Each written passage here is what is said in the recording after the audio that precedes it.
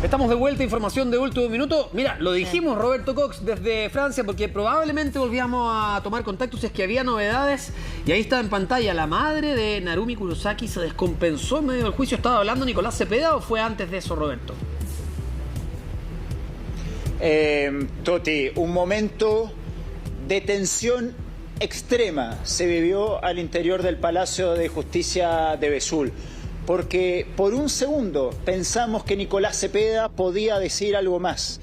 La madre de Narumi Kurosaki, mientras declaraba a Nicolás Cepeda, en llanto, se escuchaban las palabras de Nicolás Cepeda y solamente el llanto de la madre de Narumi Kurosaki, que incluso tuvo que ser asistida acá por los guardias del Palacio de Justicia, porque no podía creer lo que estaba escuchando de boca de Nicolás Cepeda. Por un momento te decía, Toti, que se pudo haber pensado en una confesión, pero el chileno insistió en las declaraciones del día de hoy, que tienen que ver con lo que hablábamos más temprano. Dábamos cuenta más temprano de dos declaraciones muy importantes que se llevaron a cabo el día de hoy. Dos amigas de Nicolás Cepeda, dos amigas en ese entonces, el año 2016, que hoy declararon en contra del chileno, que daban cuenta de cómo Nicolás Cepeda le pedía traducciones de ciertas frases, traducciones tales como me voy con mi pololo, no voy a estar durante un tiempo disponible, traducciones de ese tipo, y después el chileno le pedía que borre esos mensajes. Bueno, ahora fue el turno del fiscal. El fiscal le tenía que preguntar a Nicolás Cepeda cómo es posible, y les voy a dar las fechas y horas en que Nicolás habría hecho este pedido.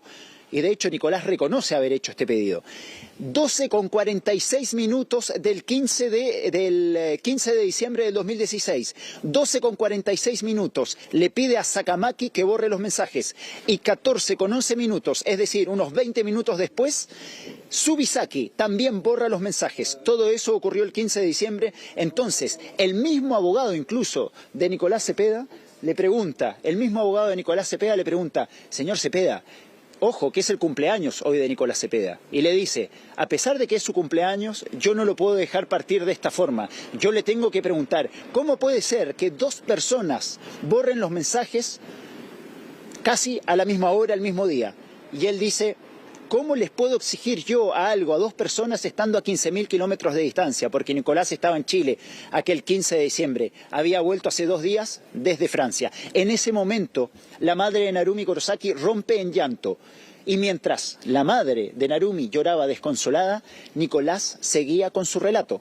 En perfecto francés lo hacía, seguía con su relato, y en ese momento tuvieron que entrar guardias del Palacio de Justicia para asistir a la madre de Narumi, que estaba descompuesta, completamente desconsolada, escuchando las palabras del chileno. Le llevaron una botella de agua y en ese momento fue la abogada de la familia Kurosaki, Sylvie Gallet, quien se levantó y dijo, señores, paremos esto porque esto no tiene sentido, esta señora la está pasando muy mal y necesitamos parar esto. Se produjo un pequeño receso de 5 minutos, volvimos y ahí el juez dijo, nos vemos las caras mañana, esto no sigue más.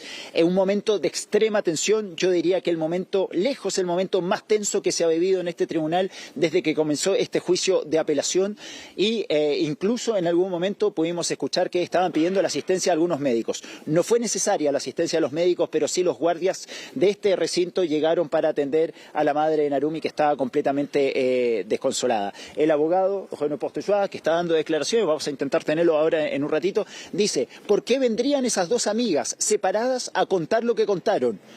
No lo puedo dejar partir, a pesar de ser el día de su cumpleaños, sin que usted nos dé una respuesta.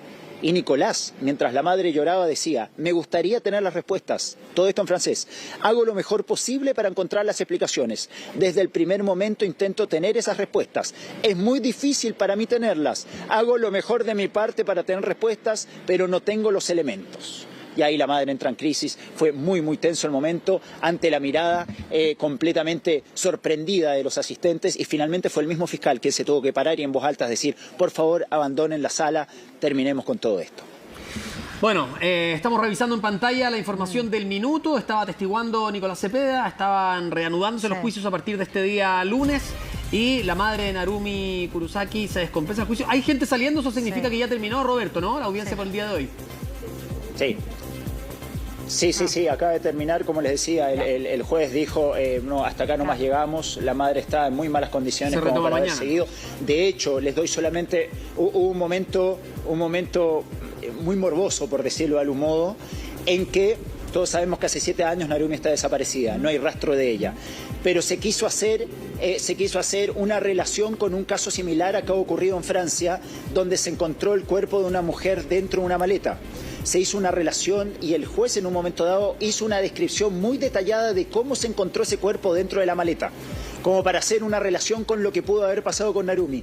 Y en ese momento, antes de que el juez contara todo esto, la familia de Narumi y el mismo Arturo Del Piccolo se pararon y se fueron de la sala para no escuchar ese relato que fue muy, muy duro. La fiscalía plantea que Nicolás Cepeda sacó el cuerpo de Narumi en una maleta. Y justamente lo que quiso hacer el juez en este juicio fue contar el detalle de cómo se encontró un cuerpo en un caso similar. Fue un relato muy, muy duro como para hacer un nexo con lo que pudo haber pasado con Narumi. Y fue en ese momento que la familia de Narumi y Arturo Del Piccolo decidieron no estar en la sala porque el relato fue muy crudo de lo que pudo haber pasado aquel 4, 5 o 6 de diciembre con el cuerpo de la japonesa. Bueno, entonces mañana también Arturo Del Piccolo tiene que declarar. Vamos a estar atentos y volvemos contigo, por supuesto, para conocer más novedades, Roberto. Muchas gracias, que te vaya bien. Gracias, Roberto. 3 de la tarde con 1 minuto. Nos vamos a ir a una pausa. Regresamos de inmediato con más informaciones.